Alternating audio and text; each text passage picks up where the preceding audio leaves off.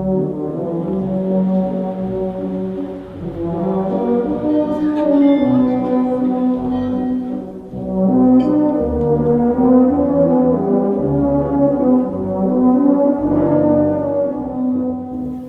I'm Stephen Farthing. I'm an artist, a painter, and I also write about art. And over the past 30 years, I've become more and more involved in one aspect of fine art and, in fact, visual culture, which is drawing. I asked for this interview to take place in what is, I think, probably a unique place in London. The room we're in is a very old-fashioned life drawing room. There isn't one like this in UAL. There isn't one like this in many art schools today. But it has plaster casts. It has funny sort of amphitheatre seating, very controllable light. And the idea is that a naked figure would stand on the stage behind me and be drawn by 20 students at a time. And they would do this day after day after day in order to improve their craft skills and develop their ability to realise images of living objects on paper in graphite or charcoal.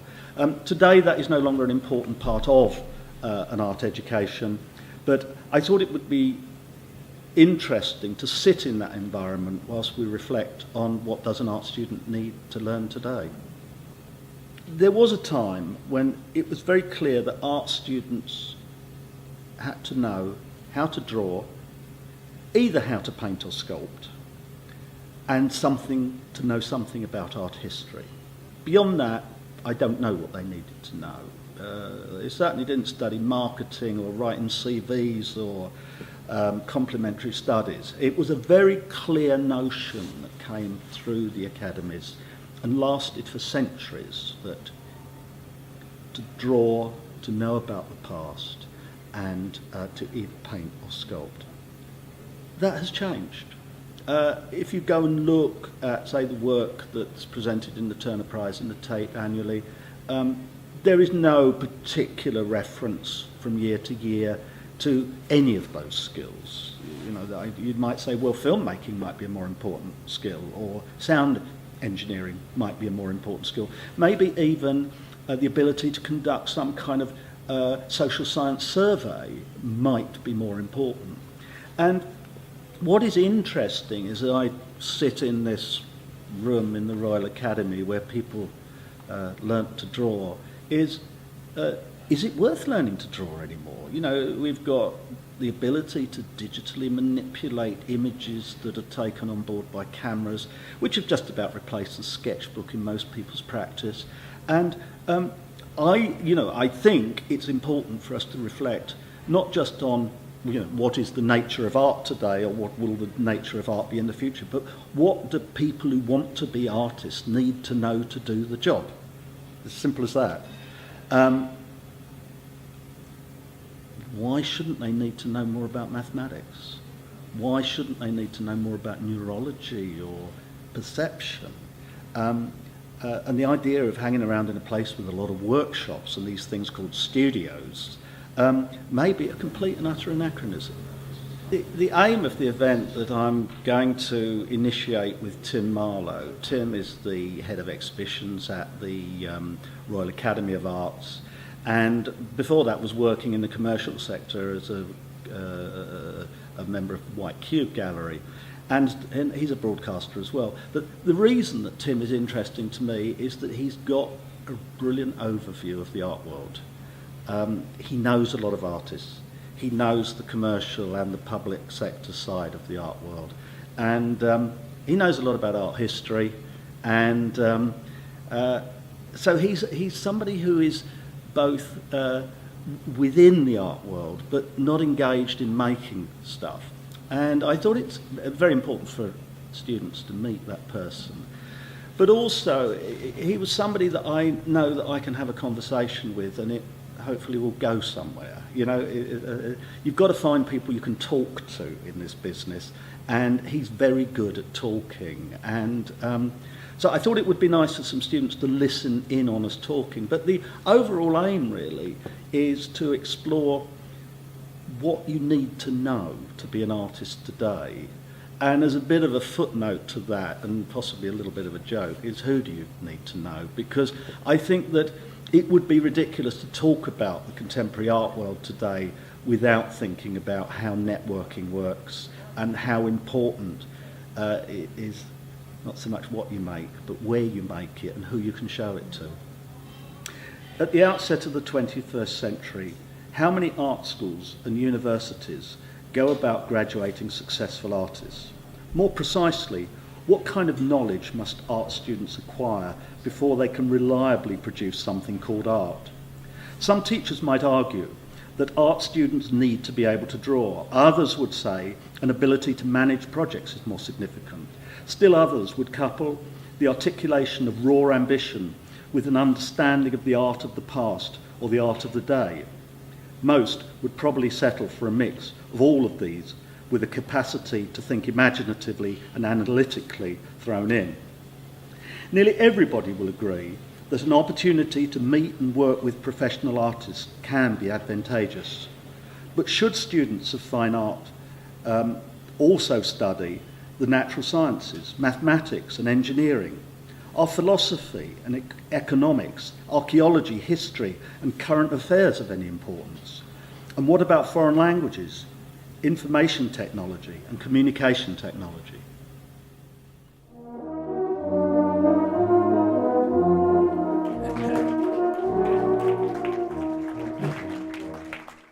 So, do you think that artists graduating from art school today are adequately prepared to work with the sector that you are representing tonight?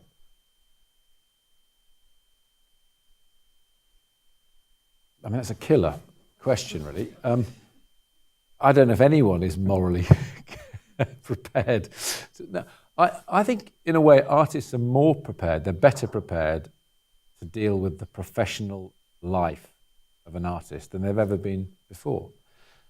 I mean, I have to say that with a certain caveat, because obviously the whole Renaissance apprentice system did mean that you were brought up through a system that meant that your whole training was to be a professional artist. But I think, over the last 200-300 years, the romantic notion of the artist as an independent visionary, has moved away from that. And I think in the last 10-15 years, one of the notable changes is the professionalization of the artist's education, and the way that, it's said to have happened at Goldsmiths more than anywhere else, that, the interest in how do I become a successful professional artist, and that has to be part of the training I'm given, is there. But I think that the art world isn't, the one thing that is clear when you talk to any artist about the difference between now and 15 years ago, and certainly now and 30 years ago, is the size of the art world. In London, in Europe, in the West in general, it's massively incremental, and therefore the advantages that one has as an artist who's you're at least aware of how to play the professional system is obviously tempered by the fact that it is so much more competitive in that sense than it's ever been, or certainly over the last 100-200 years. So it's a very roundabout way to answer your question. On one level, yes. On another level, no. But it is interesting, because I think everyone has the right to an education, and everyone should have the right to a tertiary education that is not constrained by the need to pay fees. And I say that as someone who benefited from an education at university, and as a postgraduate, I was fully funded. But we know that's not the case. But there is also a slight fallacy that that one has the right to the life of a professional artist. And there, I think it's interesting, because I think that everyone has the right to try and do what they want to do, but the idea that society supports across the board professional artists is an interesting one. I mean, my political agenda is liberal, left of centre, but I'm sounding like a sort of right-wing authoritarian in this regard, and I've got myself. I've brought this subject up, but just hear me through, as it were. there is, it's an odd situation, and I keep getting asked about, what about the support of artists? Why shouldn't artists be given this? Why? And I support as much, I want that to happen, but I do think that artists are the most independent, spirited people whose whole remit has been their own creative vision, their own creative freedom. And of course we need state support, and of course the education of artists is critically important. But the notion that a society has a duty to support artists across the board is a difficult one. Yeah. Well, and that sense of entitlement, I don't think people in this room have that. But I just mean that it's an interesting political polarization. So one of the questions you were going to ask me tonight, which we can move on to, but is, who should you know, or who do you need to know? You need to know people in the world in which you're going into who are going to facilitate your creative vision and freedom. And if that's someone who can give you a job in the day to facilitate what you do in the evenings, or if that's someone who can give you a job in the evenings to facilitate what you do in the day, or if that's a dealer who's going to make your reputation, or if that's a curator who's going to actually showcase your work to the world, or if that's going to be a property developer through whom you're going to find the space to show your art to the world, all those things count, as it were. But the Darwinian model, is borne out by artists, and I think artists are better than most people at coping with that. Yeah. So, I mean, one of the questions that maybe I forgot when I was doing the voiceover to raise was that when I worked on this project with Paul Bonaventura to try and rethink what a curriculum in an art school might look like in the 21st century, we did end up asking the question, why not study English literature? Why not study mathematics? If you want to do work that is systemic and has got anything to do with solar wit, maybe, think about studying some serious math in art school. What about studying politics or economics? Do you think that there is anything in that, which of course the American system would say, well, go to a liberal arts college and then go to Boston and do an MA. And that's how you become an artist. I think, rather like the legal system in this country, we tell ourselves that our art schools are the best in the world, and they probably still are, but they've been hard won, and I think it's very easy to unravel that. And I think that, I am going to answer your question in a minute, we get to it. But I think in the last 10, 15 years, the systematization, the rationalization, the amalgamation of different art schools, whatever the benefits, the idea that you can, it takes you decades to build up a tradition in an art school. It takes a bureaucrat pen of, like that, and a governmental rethinking of a few months to destroy that tradition. So my answer to your question would be, actually, I don't believe in a uniform curriculum across art schools. I don't believe that artists should study maths or politics or whatever. What I believe is that there ought to be enough richness and variety and possibility across the art schools, and the art schools should have the freedom to develop the traditions, the interests, the areas, that engage them. And actually, it is a beautiful system if you look at it historically, because different art schools at different moments seem to strike a chord. But actually, the model that it was the Royal College, then St Martin's, then Goldsmiths, that's reductive. There were always interesting things going on in different art schools, and I hope there still are now. My limited experience of art schools, I stopped teaching regularly in them 10 years ago. But the idea that you go to a certain art school for a particular area or a particular practice or a particular tutor, that seems to me healthy. So it's, I don't want homogeneity, I want heterogeneity in art schools. And I think much more than almost any other arena, that is critical. I think there has to be an English curriculum or a history curriculum or whatever, broadly speaking. But I think in the arts, and particularly in art schools, art students have been so much more self-motivated than almost anyone else. I read history at university. I didn't have to turn up to a single lecture if I didn't want to. My activity as an historian, and then as a postgraduate, but as an historian for 3 years, was to deliver a weekly essay, which I then read, and we talked about it, And that was it. I didn't have to go to the lectures. I didn't have to go to seminars or tutorials. I had to do this essay, which involved going to a library, reading books, and writing the essay. And then I did exams at the end of it all. It wasn't unrigorous. I still had to reach a certain standard, but I wasn't engaged in that way. So I could, if I wanted to, could spend 6 days doing not very much, and then a day and a night, sort of chain smoking through the night, writing my essay. Do that. It was actually written like that when I was doing it, and then deliver it. Yeah. I don't think that was a particularly. I mean, it's up to me to be motivated.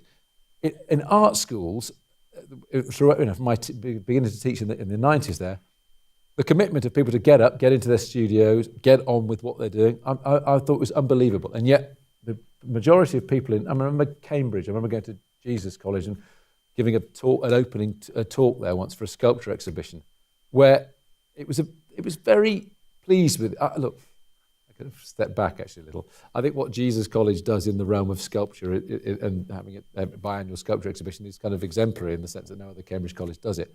But that sense of self-congratulation that we're patrons of the arts was unbelievable. And yet their view of art schools, when you really pushed faculty, was that it was a kind of playground. And yet the motivation and the self-discipline and the accomplishments of a lot of what was coming out of British art schools knocked into a cocked hat what was going on in established universities. Look, basically, I agree with what you're saying about diversity. There is, I would resist any one curriculum running across an art school. I mean, my guess is it's not diverse enough. But if we kind of agree at that point, I'd like to go to the next point, which it draws on your power as a gallery organizer, curator. And it's very interesting to people who work in art schools because you, in a way, are the curriculum. Because you see, if you say there isn't actually a very strong curriculum that every artist has to learn today, there is one that they can't avoid, which is what is going on in the galleries at the time they are students. And that, in a way, sets the pulse. And as a result, I only prepared Tim with one question today, which was, basically, if you could put on any show, no worry about what it costs, no worry about the practicality of getting the work or whether an audience is going to turn up, bearing in mind this audience that's lurking in art schools all over the UK and in fact all over the world, and that this show is actually going to be instrumental in shaping their thinking, whether you like it or not, what would you put on in London today at the Royal Academy? I'll tell you in a minute, but what I would say is that the days of those kind of contemporary shows fundamentally changing the landscape, I think, are pretty well gone. I think that because of the incremental increase in the art world in a place like London and that momentum in London, we might get on later to why London is threatened at the moment. I don't mean by other cities, I mean by what's happening in terms of people moving out of London and property and prices and so on. But I think London has this great cultural momentum. And I think actually most art students learn more from going to a myriad of galleries, commercial and otherwise, small-scale galleries, and seeing what's going on amongst their peers or artists currently practicing. I think that all museums and institutions believe that they can set the agenda by looking back at a series of sort of major or now heroic shows that happened. So, New Spirit in Painting in 1981, for example, at the Royal Academy. It's a brilliant idea, but it's virtually impossible to do that kind of show now. It's impossible because there are many more institutions. It's impossible because there are now, I think Biennales are increasing at the rate of about 5 a month around the world. I think art fairs are increasing at the rate of about 8 a month around the world. And the pressure on artists, galleries, curators, whatever, to keep producing for this stuff means that the idea that you might reflect and represent a kind of meaningful trend in a show that isn't anywhere a landmark is more difficult. Never say never, but I think that model has kind of gone. And I remember talking to Norman Rosenthal about a year ago before I took on this job, and actually quite surprisingly and very generously, Norman said, the landscape is so different now, it's impossible to do what we were able to do at the beginning. So the New Spirit in Painting that he did in 81, he said, when he began at the Royal Academy, he said, I went to see the British, the National Gallery. It didn't have temporary exhibition spaces, and said, the Academy's galleries are brilliant and beautiful and dramatic. Why don't you stage exhibitions there? And of course they said, no, we're not interested. So then he decided to do exhibitions and kind of blew everyone else out the water. But as he also pointed out, the National didn't do exhibitions. The Tate Gallery, as then was, did 3 exhibitions a year. They now, at the last count, in London alone, do 18. The V&A did do exhibitions. The British Museum were the major contenders. The Serpentine was in a difficult place then. And the commercial galleries, you count on the fingers of one hand any commercial gallery in London that had international status. Goalposts changed. Anyway, in answer to your question, what would I do now? What you actually said in the email question was if there were no constraints. So, of course, anyone in my position now then thinks, well, great, it's the kind of pie in the sky, what would I like to do? And of course, it would be, let's gather together every single Caravaggio painting that exists in the world and bring it to London, or let's bring together every single Vermeer painting that exists in the world and bring it to London. Because I think that idea that you'll never get a chance to bring everything together is a very potent one. And I think actually that still resonates. That would still have a strong impact on people to see something historically reassembled and to have a chance to experience it in the flesh, so to speak. But I think the other kind of pie in the sky idea that I had that I always wanted to do was to do the 7 ages of the artist, where, again, loans no problem, no issue. You do it decade by decade, 20s, 30s, 40s, 50s, 60s, 70s, 80s, 90s, and you hang in those galleries work done by artists across the centuries at that particular moment in their career. I think we know that in some ways that is meaningless. You know, what Giotto did when he was 30 and what Andy Warhol did when he was 30, is there any connection? But I think it's an unbelievably interesting thing for artists who are thinking about their own careers to actually contemplate. I mean, that's the thing about the Rembrandt show. I remember talking to someone who was of a similar age to Rembrandt was when he died, and just said it was very, very moving and very powerful to look at an artist coming face to face with and then dealing with their own mortality. So this kind of creative vision I would do. But yeah, in the spirit of the question, I think that what I would want to do is give over 10 spaces to 10 contemporary artists and work with them on selecting in any way they wanted an exhibition, to have a conversation with their own work, the world in which they live, and the worlds from which they have come. And I think that the empowerment or the realization of artistic visions interests me a lot. I don't think there's enough of that. Yeah. And obviously I'm playing to a gallery a little, aren't I? I mean, you're all thinking, oh, great, he believes in artists. I really do. It's not that some of my best friends aren't curators, and it's not that I don't believe in the cult of the curator, but actually some of the most interesting shows I have seen have the stamp of an artist realizing something. Okay. And actually a lot of the shows I've done with contemporary artists, the best shows are when the artist knows exactly what he or she wants to do and does it. So that fits very neatly back into the idea of artists teaching in art schools and artists creating a curriculum in a gallery, and that they probably are quite good people to talk to if you're thinking about helping students in the future. They have their own agendas. There is a belief amongst certain curators that artists hate the past because it gets in the way of their own future, but that's not my view. Yeah, no, I don't think it's mine. The reason that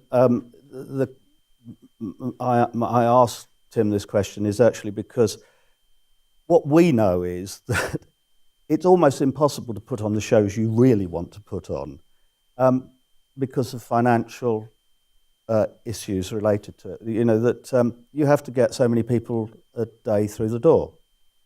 And people will go and see Monet, and it's much more difficult to get them to go and see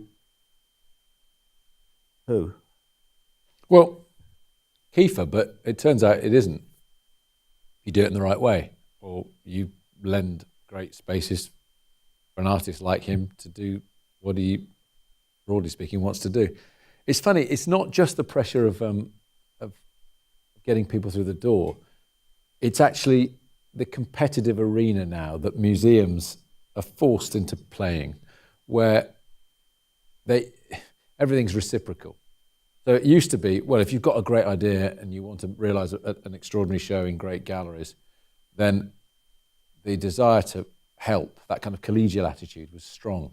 And it still pervades, I think, the best curators now. But understandably, a lot of museums will only lend if you can lend back to them. So it's a trading thing. So great paintings and sculptures are treated as kind of cultural assets. So in a funny kind of way, I think that the future, in the next 10, 15, 20 years, probably the best, most powerful and most significant exhibitions will involve contemporary artists making work, maybe with curators, maybe on their own terms, but it's without that cultural horse trading. It needs to go on. I mean, and also there becomes a limit to the number of, I'd love to do a Picasso and exhibition, but there becomes a limit to the number of Picasso and film, sculpture, Matisse, eroticism, and so on that you can do. Yeah. And that's probably rather optimistic for us working in art schools, in that, if the exhibition program in London or globally is the other curriculum, it's the one that the art school can't really control, but it is the influence on the students at the time they're there, then that's probably very good news, isn't it? Because, it could be rather depressing if we could only look at stuff because an American bank was willing to fund its presence in London, or an oil company in Russia was. Yeah. I think that's true, but I think that at the same time,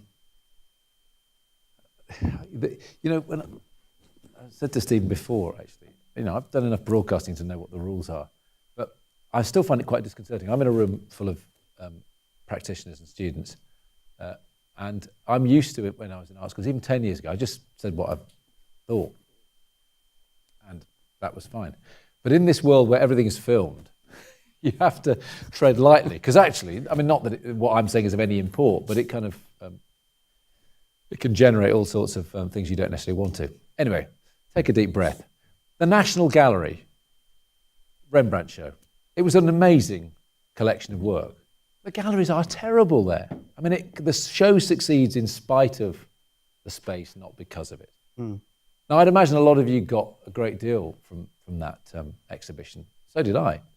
But actually, you gain at least the same, if not more, from looking at the collections. And the arena that I think is much more interesting for art students, but is less contentious at the moment, but it will do if charging becomes an issue, are national collections being free for all.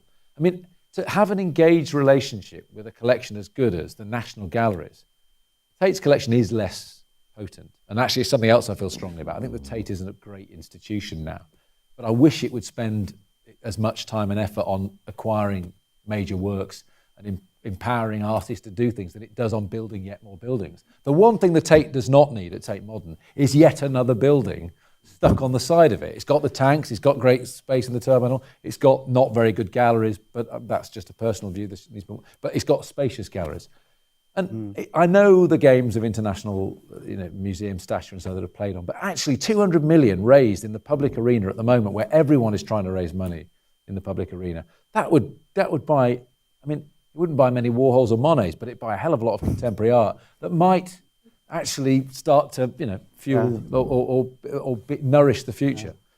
So, but I do think that our national collections being free for all, and the fact that any of us can go and see world-class Rembrandts or Seurat's or whatever it is you want to go and see, or George Stubbs at the National Gallery as many times as we want, whenever we want to, I think is an amazing thing. Yeah. Much more important to me than an exhibition that comes on for 3 months, said a man who has not a big permanent collection and is putting exhibitions on for 3 months. But it's our national collections that I think are the things that really should nourish our students. This is a very interesting point, because as most of you will realise, that a lot of art schools, modern art schools, were formed out of museums, especially in America. So you have the Corcoran, you have the the Chicago Institute, and they were all, there's a bunch of them all going down the East Coast that were all founded around about 1860-ish. Philadelphia, yeah. And they were on big benefactions of art collections and money, and the students studied in amongst the collections. Same thing sort of happened in England, and places like in Oxford, the Ruskin School was founded within the Ashmolean, and they had a collection that was called a teaching collection. And the Royal College, second building it was in, was a National Gallery. Got kicked out of there rather quickly and went to the V&A, stayed in the V&A till the 70s, then it left. And so there is a history of art schools kind of leaving museums during the 70s. And what is really interesting is why did they leave? Well, because the collections no longer had anything to do with what the students were doing.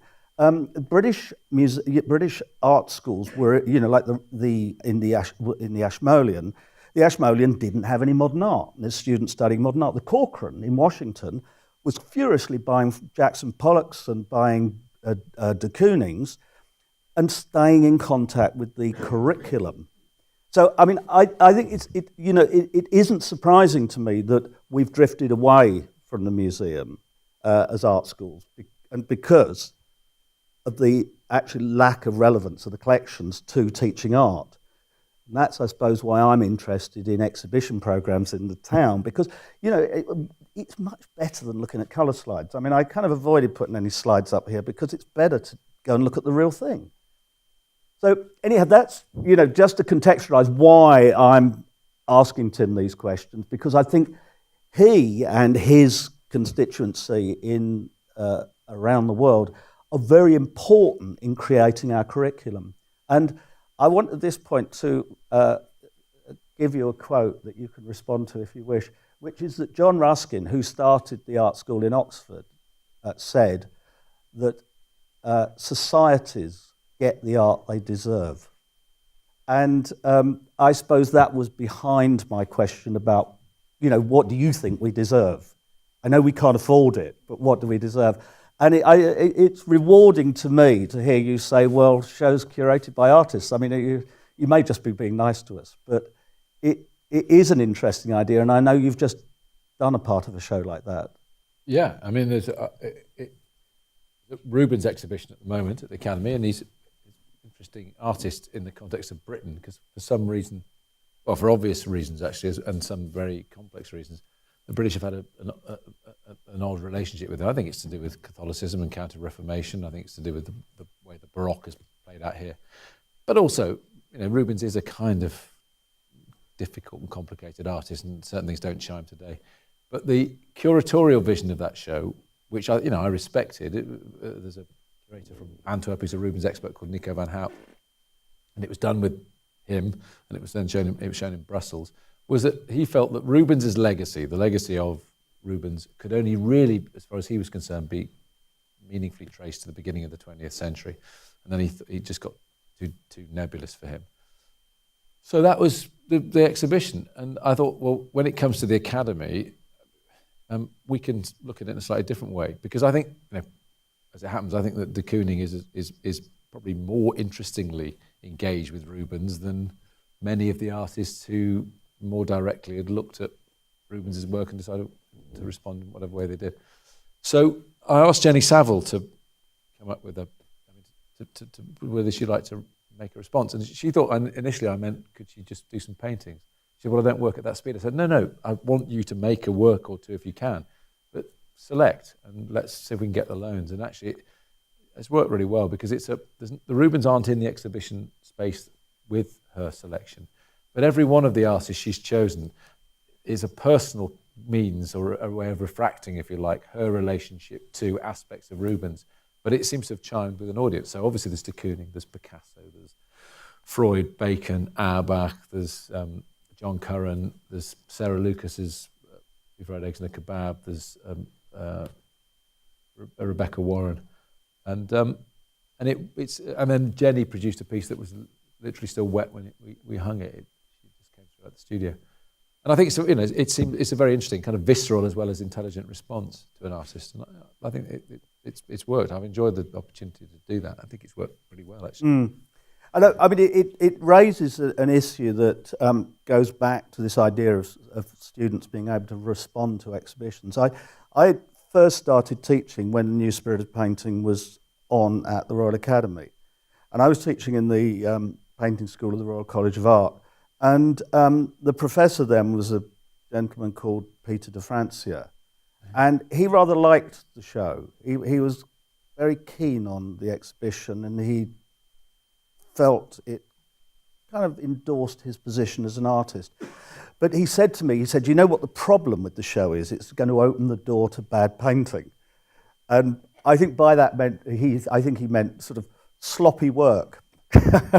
Now, it's that, you know, that isn't an important statement, but one of the difficulties, when you said, well, maybe a Caravaggio show, one of the problems with a Caravaggio show is how does a student today handle Caravaggio? The craft skills are not really in place for doing Caravaggios.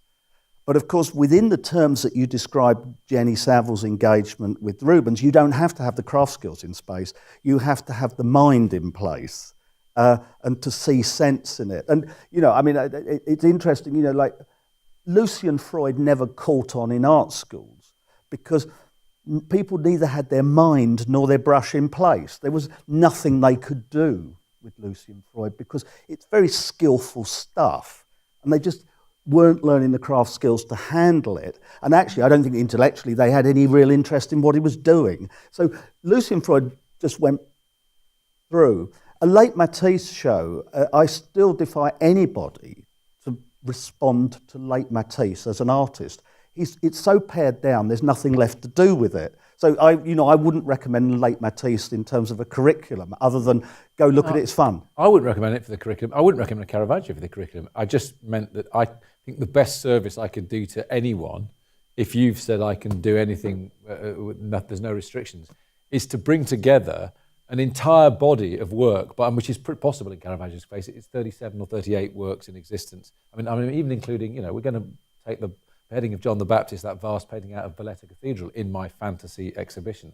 And I think the best thing one can do, I mean, for everyone, but for artists in particular, is give them the opportunity to see every existent work by an artist of that kind of stature, even if it's to say, actually, it has no resonance or relevance to me. The intellectual and physical and emotional and sensual engagement and the pleasures and the pain involved in looking at that is a once-in-a-lifetime opportunity. Yeah. So that was the only reason I was doing it. Which I agree, it is a very, very good reason. There you go, that's a good point to end, I think. Thank you very much, Tim.